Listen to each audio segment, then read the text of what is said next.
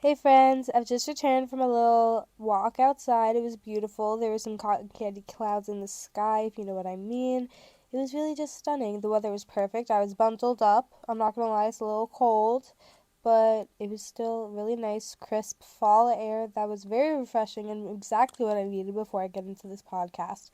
Because not only are we going to be talking about some serious topics, but for some reason, I get pretty anxious before I do these. I'm not gonna lie. I just have a bit of pressure that I put on it to be perfect, and it irks me out for some reason.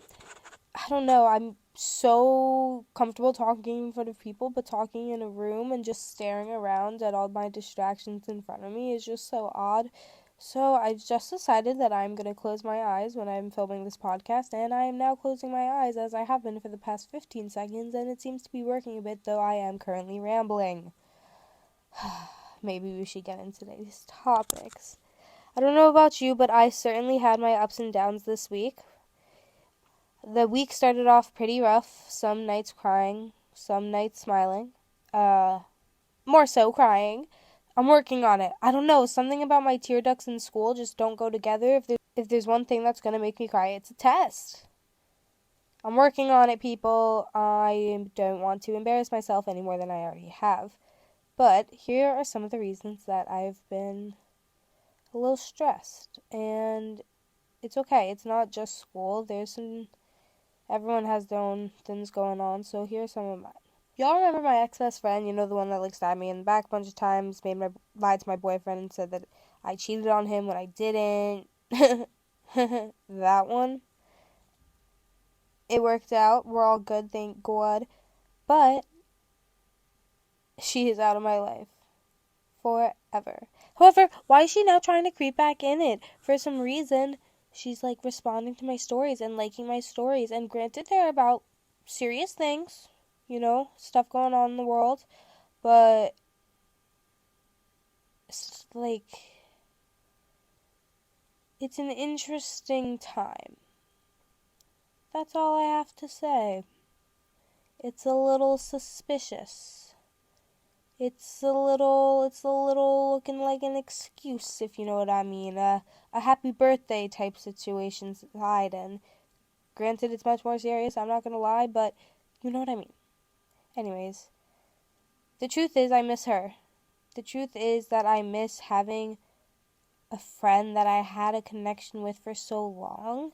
Such deep connections, in girlhood and in movies, and on TikTok we romanticize girlhood and having these friends in high school especially, or friends that we go back with for so long in time. And the truth is, a lot of times friendships end, and it's healthy to outgrow some friendships sometimes. It's okay.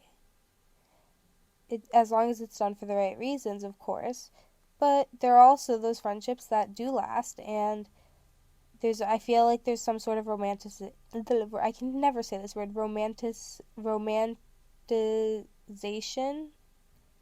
I feel like I'm missing a syllable there, but I'm not too sure, of those types of friendships and the long-term friend. And it's hard to keep that.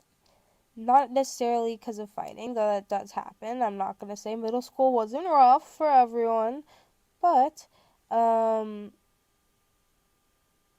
sometimes it's simply a matter of distance, work, things getting in the way, and you slowly hang out less, and so on and so forth, and then you're basically strangers. It's very sad. It's you reflect on it, and it's how'd we end up here? We've done a full 180. It's very peculiar. But, as I said, I miss having these deep-rooted friendships, and I'm very jealous of the ones that I see around me. Brianna Chicken Fry and Grace O'Malley.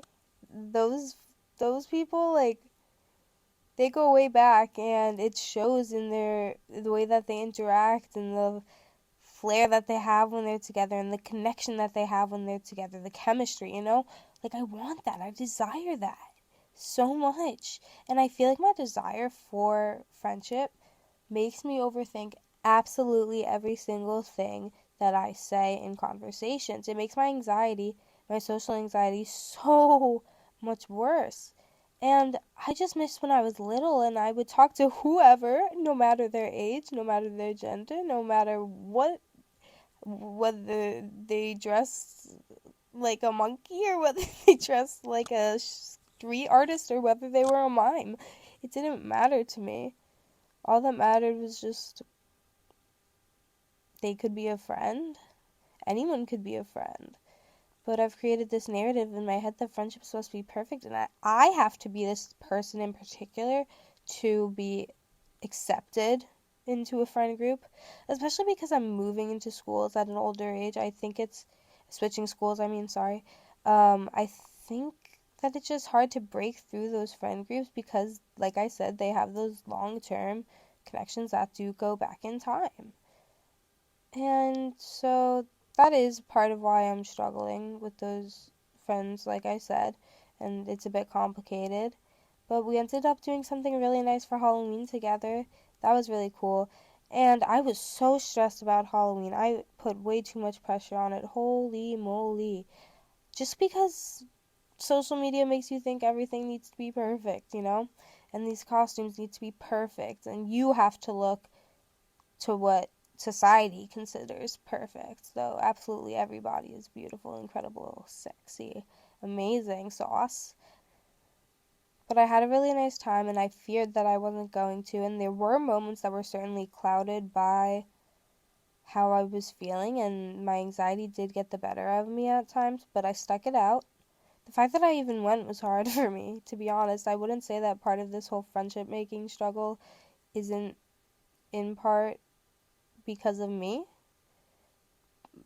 but sorry guys, I'm looking at there's some branches outside on a tree that look just like Curious George and a gorilla next to him, and it's just like beautiful. They're picking some flowers or some nuts off the branches, and I'm mesmerized by it. There's truly art in nature. My English teacher would love this right now. You know, I'm really getting into the romanticism of it all, the the the Walt Whitman of it all, the Thoreau. What was I even talking about initially? Friendship struggles, Halloween. Yeah, whatever. I'm making efforts. I said we should have a little Dead Poet Society watch party with some friends. We're going to be doing that. And I also think a great way to make some friendships is to book club if you guys are into reading. I did it with some of my old friends that I still talk to. I love them. They know who they are.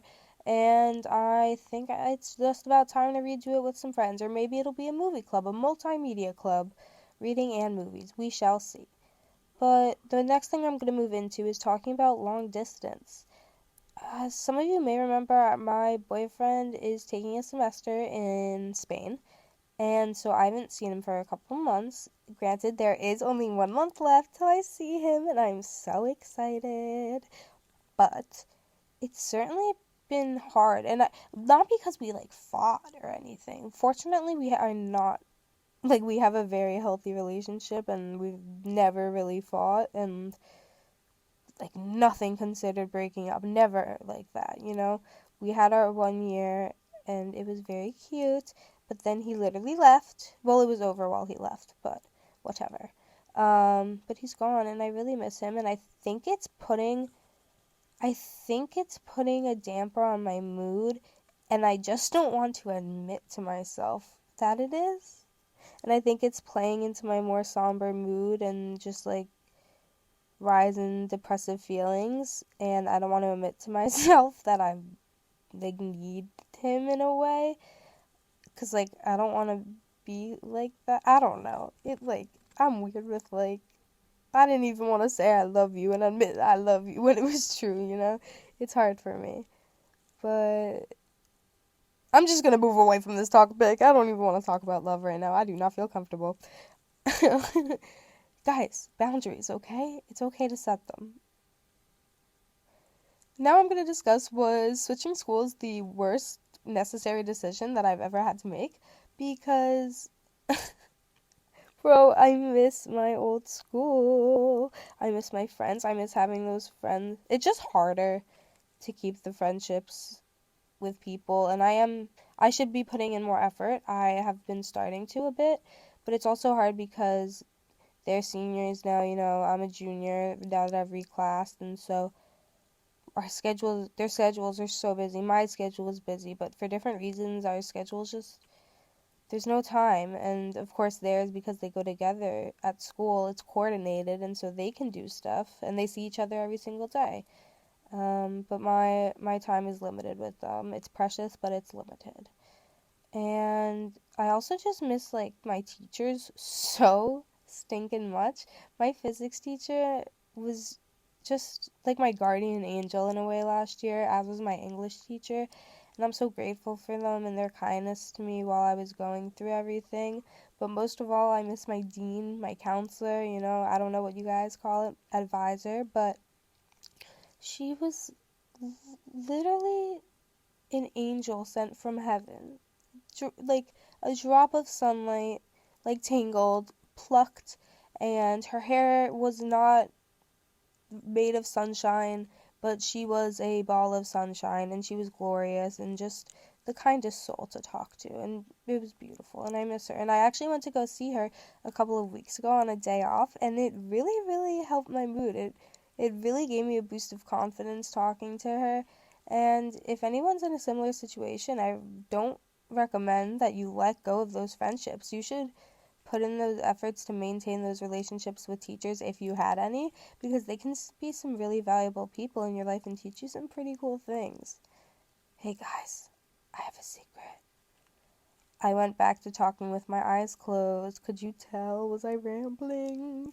I don't know, but it feels a bit more comfortable, though I do need a water break. Give me a sec. Ah, my boyfriend's calling. Should we have him on the pod for a sec? Oh, I don't think my microphone will let me.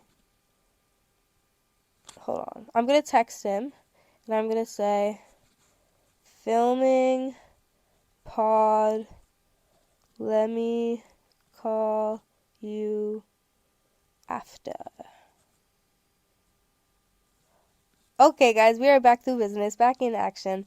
Hello. Very good. So, what the freak? Yeah, so was switching schools a bad decision? The truth is, I don't know. The truth is that there are pros and there are cons, and I think it maybe just hasn't been long enough, for me to truly decide. I'm almost a trimester, I think they do. A third of the way in. So that's nice, a semester in. But yeah, it's definitely been rough. So one thing is I'm now taking just a regular AP class, and at my old school they didn't offer APs, they offered ATs, which were advanced topic, and they were basically the same thing. However, you weren't being taught for the AP test necessarily, and so they were just giving us documents and like more deep like artifacts and things that really showed and didn't tell history. And so we really understood it better, and we really understood the whole picture, the story. And we'd participate in debates, and we'd pretend to be John Adams and George Washington, at the Constitutional Convention. And that really helped my learning so much more. But being taught for the test right now, this is not at the fault of the teacher, because let me say, my teacher is like an intimidating teddy bear. He is a bit scary, but he's really the nicest guy, and he's a genius, and I have so much respect for him. I don't know how he teaches this unit or this class and other classes and has all this knowledge in his brain. All these teachers are geniuses. It's incredible. But being taught for the test, I feel like I'm just being like spoken to, and like it's just fact after fact after fact. And I don't learn very well that way. I don't think, like I said, I need to be shown, not told the story.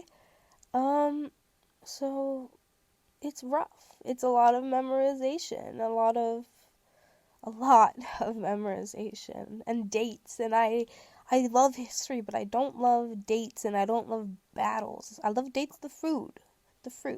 But dates, memorizing them is not so fun. Another difference is just like the freedoms that we receive. Another difference I've recognized is that at my public school, we had a lot more freedom. We could go off campus as at whatever like grade level, and we could go home during freeze because, it was just convenient. We all lived in town near the school. However, I'm now a half hour away from my school. I'm pretty far. And so I couldn't even go home if I wanted to, but we're not allowed to. So that sucks. And like they give you actual subs during classes, whereas in the past at my old school, if you were a senior or junior, you could get out of class if your teacher wasn't there and a sub didn't come within 10 minutes. It was pretty swagalicious, I'm not gonna lie. And then it was just a great opportunity to do whatever. But at my new school, it's just a great opportunity to knock out some work, though the teachers usually leave work for the sub, which is annoying, and then I don't have a free or a study hall period, whatever you may want to call it. But yeah. Watch out, guys. Watch out. Because you are who you hang out with.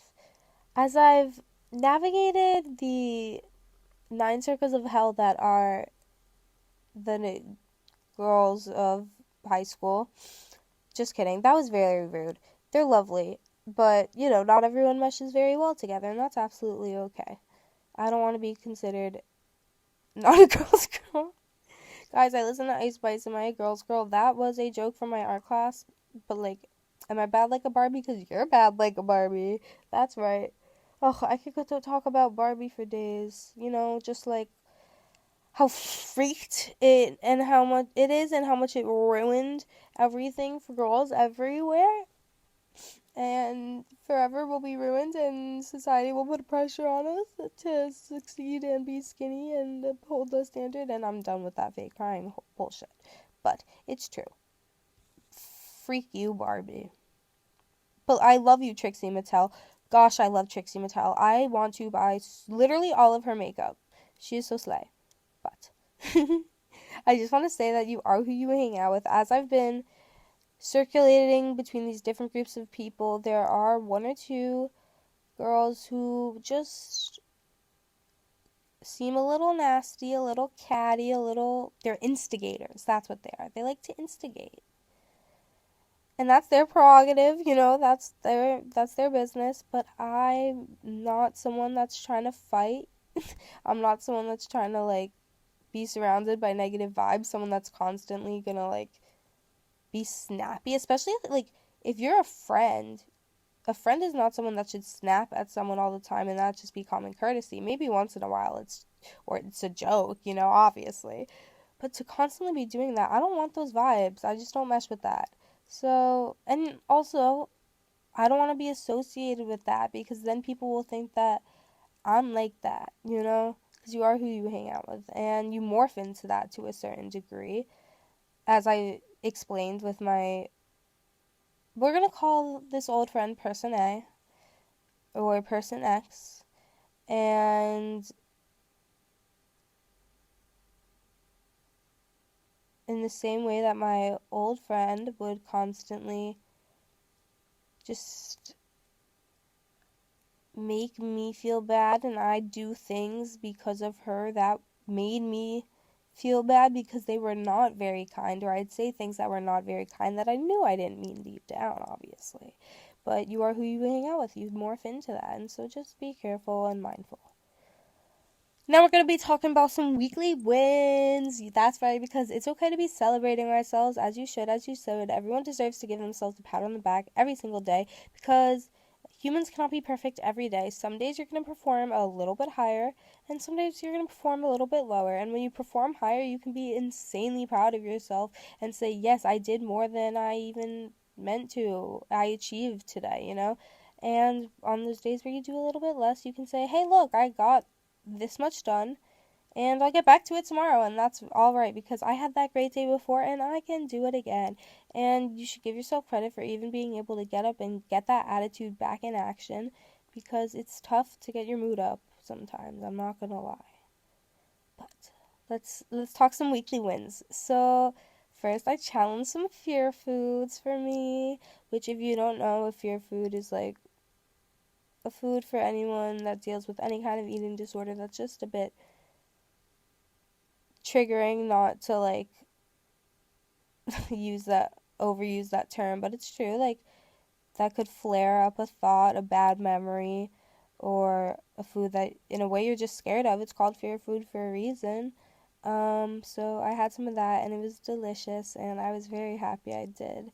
And it was scary, of course, and it's okay to fight through it, but I fortunately had my dad there who I could talk with and be like, because he had it with me, of course, and that was nice to have. Not everyone's able to have that support necessarily because not everyone's understanding, sadly, of eating disorders. They're just so complicated, but it's very hard for parents, I think, to get a grasp and understand, or for family members in general, because parents can have eating disorders.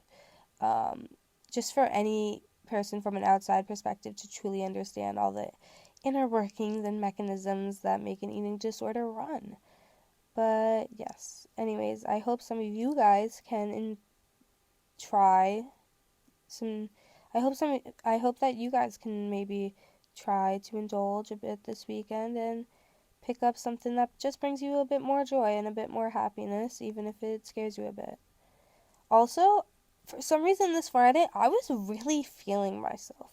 And if there's one thing about me that you guys know, it's that I do struggle with confidence and inner confidence. Feeling I'm pretty, feeling I'm smart, feeling I'm worthy, anything like that. But, sorry guys, I need a sip of water. I don't know if you can hear my mouth like click clacking, but I literally need water. Clear, no. Okay, watered up, hydrate or dihydrate, right? Um, so Friday, back to Friday, I was really feeling myself.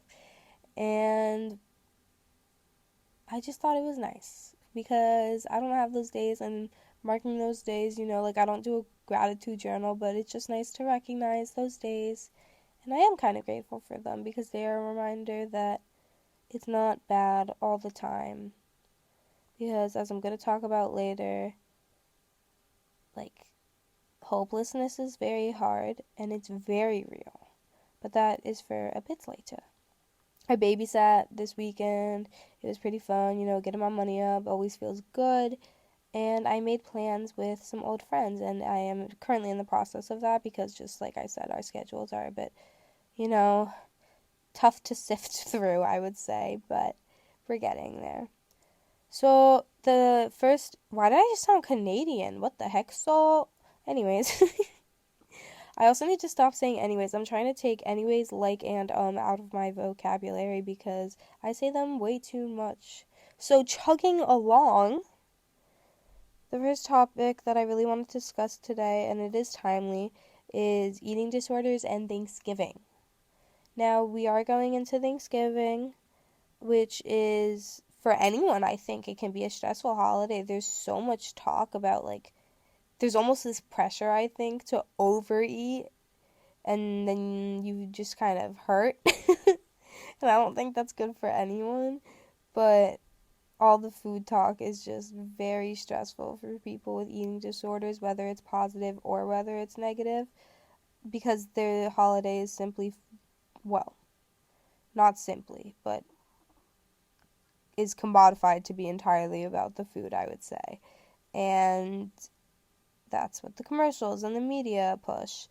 And so it's hard to get away from that. And family, you never know what's going to fly out of grandma's mouth or your uncle's mouth, or your sister, even, whoever it may be. I remember, gosh, I was on a Peloton ride last year, and literally I have barely done them since because of this, but one of the trainers, I didn't realize it was a day after Thanksgiving episode or ride recording, and they said, oh, like, let's.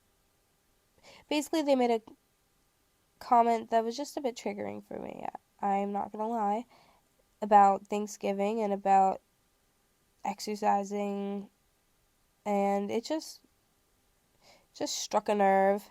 And it can for anyone, no matter where you are in your recovery process. And I think Thanksgiving just really does bring up a lot of triggering thoughts for people, no matter where they are in the recovery process, because there's all this pressure all around and all this talk all around. So I just wanted to say essentially that you are not alone this holiday season, this Thanksgiving, if you're feeling a little uncomfortable and a little bit scared. And if anyone would like to talk to someone about it, there's eating disorder hotlines, and my DMs are always open if you want to talk to a friend, maybe. I hope you can find that in me. Also, happy mother freaking Thanksgiving. I am so grateful for all of you and that I have this outlet to discuss things that I wouldn't necessarily feel comfortable talking about directly with someone. For some reason, this feels safe. So, thank you guys. But I do want to normalize feeling hopeless in moments because this week I was an absolute mess. Monday through Thursday. Monday through Wednesday? Thursday was a recovery day, we'll say that. Anyways, I said it, guys. I did it again. Oops, I did it again. Why did I sing it like that? That was incorrect and I'm mad at myself. Ugh, whatever. Whatever, major loser. Let's normalize feeling hopeless in moments because it's a moment. I literally underlined it in my journal to emphasize the point that you can feel hopeless for a second, for a moment, But remember that it's just an instance? It's just an instant in time. I don't know how to say that, but you know what I mean. You're catching my drift. And it's not a permanent feeling. It is going to get better. And as hard as it can be to see that, because I really struggle to see a future where I feel better. I can envision this future where I'm a hotshot lawyer in New York City, and I'm helping people, and maybe I'm senator, and I'm making a difference, a positive change, as much as I can. As hard as it is now because all of politics are so corrupt, but that is a conversation for another day. But I envision this beautiful future, and maybe I have a house in Italy where I have beautiful fruit trees, an orchard, very Call Me by Your Name esque, um, and I'll have a beautiful wood fire pizza oven, and it'll be beautiful. And I envision that. But trying to envision me walking up the stairs to get there, walking up that ladder of success and the effort that it requires, it scares me. And knowing how hard it is for me to operate in the conditions I'm under and like mental health wise, it cripples me, and I fear that it's not possible. To be fully transparent, I fear that it's not possible, but I was talking to my therapist about this today.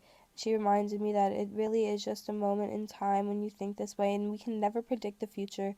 Every day is different. We can try what we want to set a schedule, but we don't know if we're going to follow that schedule. We can set these expectations for ourselves, but it doesn't mean that they're going to come to fruition. And it's okay if they don't, because we cannot be perfect, as I said.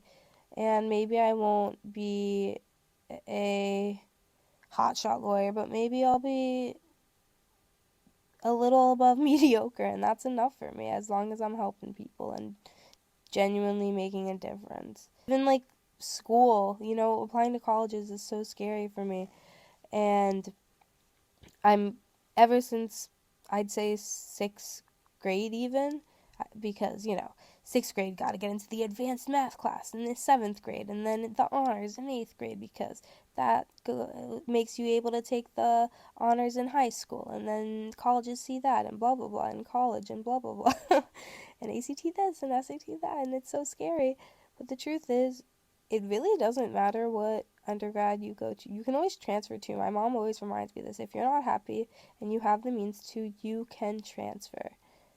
And what matters if you're able to go is graduate school if you want to go. And the truth is, you don't even need college. My teachers literally tell me this. My teachers are so funny. The difference between my old school and my new school, I forgot to mention this earlier, is that at my old school, it was a pressure cooker environment. And it was suffocating how much talk there was of what'd you get on this test? What colleges are you applying to? Where are you going? What extracurriculars are you doing? Oh, did I do more than her? Oh, I did less than her. Oh, I did worse than him. Now I'm gonna never get into college. Blah blah blah. It was horrible. If you can understand that little, you can imagine how stressful it was, and it would cripple me. But at my new school, my teachers are like, college isn't for some people, and that's okay, and they make their means how they do, and they figure out their way as long as they're doing what they're passionate about. And I think that's really cool. And my school fortunately has a lot to with the arts, and I've been able to explore my creative side more than I did at my old school because it was so focused on academic, and I would take academic extra classes, or like electives, that's the word, extra classes, rather than ones that I really wanted to that were related to art, just because, like I said, so college oriented, I felt like I had to. I almost felt forced to in a way, even though no one was holding like a knife to my throat or anything. Um, but yeah, being able to explore art is very fun. However, I will say there is nothing more frustrating because I be painting and I be crying almost because I can't get the freaking blend right on my ocean, or because I can't paint a straight horizon line. It's so agonizing, but it's fun, and I love the end product, and my teacher is super, super dope, and I'm very grateful for that. He is very kind. And yeah, also shout out to my English teacher. Shout out to all my teachers, even my math teacher, because I'm overcoming my math mental block, guys. That's right. I'm overcoming her, and I begin in the hundreds and like 97.5 some things. And granted, I'm in a lower level like math class than I was at school. No, it's the same actually. But granted, it's not like the honors class, but I'm doing really well, and I'm getting my confidence back, and I'm happy. Okay, leave me alone. Impulsively this week, I decided to delete TikTok. Kind of. You remember that phase where everyone was making those cool wallpaper and backgrounds where the apps were all different, like Pinterest backgrounds and icons and stuff like that, or they had different aesthetic or sports teams or color vibes, Pokemon, whatever going on, Naruto, on their phone, and it looked dope. I still have that, and I know some other people do, but mine's all black and white. It's very pretty. I love her. And so I went to delete TikTok, and it was very dramatic in my head. I was like, I'm finally doing it. I'm sticking it to the man. Goodbye, once and for good. And I delete it. And then I go to search on my phone to go to a next app, and under Siri recommended was still TikTok because I never deleted the actual program.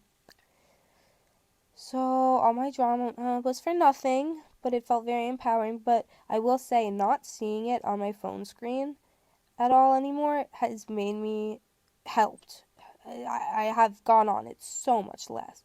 And I've noticed a difference. I will say I think I'm a bit happier. I'm a bit less distracted, and I'm able to like actually get to my work quicker, or if I'm in the gym, I'm not taking longer for sets, or I'm crocheting and watching TV rather than just scrolling on TikTok. It's fun. And I'm not triggered by people. I don't really get triggered from TikTok. I understand why some people do, but I don't personally. But I definitely notice that in some ways it's still just because it projects one type of body for the most part. You can follow whatever many accounts, but they're going to get shadow banned, let's be real. And they just shoot out this one type of body at you and promote this one type of body, I'd say, or a few kinds of bodies and a few kinds of faces and makeup and stuff like that.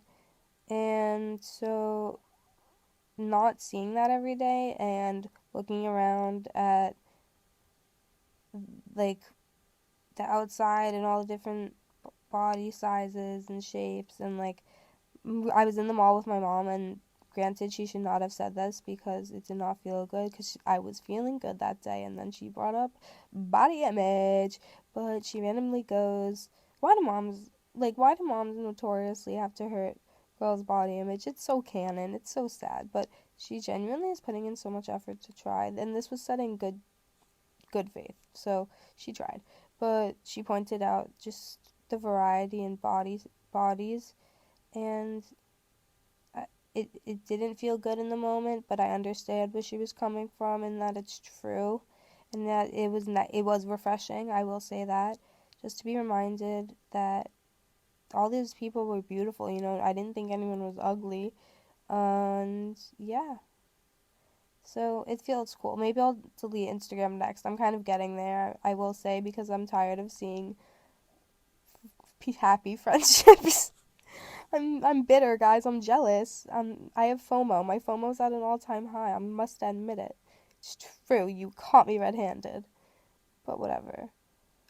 Now I want to talk about talking to the monster inside you and realizing that we do bad things, and that doesn't mean that we're bad people. And I think not everyone, but some of us can be very, very hard on ourselves when we make a mistake, or we put a lot of pressure on ourselves to be this super kind person or whatever. And when you're struggling with mental health, especially when you're struggling with an eating disorder, you can become very, very snappy with people. And this is not an excuse to behave in a rude way, not to consider others' feelings. Like, you should absolutely, everyone's going through their own thing. But it's true, you become a bit more snappy as, you're feeding your body less, your energy less, and you have to check yourself. You need to check yourself and hold yourself accountable and say, hey, I don't know what they're going through, and if I say something or if I snap back, that could really be the straw that breaks the camel's back. Why'd I just spit bars? Tell me why I am coming for Joey Badass's career. But, yeah, I just want to say that you gotta hold yourself accountable, but be kind to yourself when you do it. Don't beat yourself up over it. And mental health is not an excuse to be a asshole, for lack of a better term. I'm so eloquent, indeed, I know, and humble. But it can sometimes be part of the explanation for why you are behaving away. And it's okay to make mistakes so long as you apologize and correct them. That's right, you can't just apologize and behave the same way again. You actually have to correct your mistakes for it to reign true. So, lovelies, I have nothing left to say. That's right, my lips are sealed. I threw the key away. I got it back. Thank you. My little rat friends came, and they scuttered on the floor and nibbled cheese along the way to return it to me. What the freak am I saying? Guys, I really want to go see the Nutcracker. I love ballet. I am not a ballerina. I cannot do dance. But I love me some ballet. It is so pretty. The costumes are beautiful, and my grandma used to take me to the Nutcracker every year, and so it'll be very nostalgic, and I may cry if I go, but it would be very cathartic and beautiful. So, my friends, I hope that maybe if there's like a Christmas light show near you, I really recommend you guys go if you want to get into like a festive, happy, jolly mood, because I was really down last weekend and I drove myself to one of those, and you can't not be sad. Like, no matter what religion you are, or like if you're religious, if you believe in God, if you celebrate Christmas, it don't matter if you celebrate Hanukkah, like Christmas and Hanukkah songs are gonna hit. And that's just the truth. And those Christmas lights are gonna look dang good. And I love when houses decorate. Oh my god, it is so cute. The town my grandma lived in was so good about decorating on their lawns, and they had all these amazing inflatables. And they'd be like animatronic, and they'd move. And I remember this one was a snow globe, and there was a helicopter with Santa flying, and like a reindeer flying. It was so cool. And it just, the holidays are coming out in New York, and I love that. It's so fun. Like in the mall yesterday, I was like, Mom, we need to go. It's going to be so fun. And it was Black Friday, so got some essentials, and it was fun, and I saw Santa, though I did not touch that pervert's lap. Guys, do you think all mall Santas are perverts, or do you think some of them actually have good intentions and want to, like, bring joy to families? That's the question of the week. Are Santas perverts, or are they just trying to bring families joy? I don't know, you don't know, but maybe it's time to investigate. Anyways, I hope you all have a great week. I hope some of what I said to you today brought you a smile or brought you some insight or whatever. I was journaling a lot more this week. I really was, and so that's my recommendation for you guys. Maybe journal if you haven't been, because I don't believe in it, but I think it'll be nice to look back on. So yeah. That's all I gotta say, folks. Have a lovely week. I love you all. I'm grateful for you all. Don't forget to review and respond to the question. And I'll see you next time. Bye. Mwah.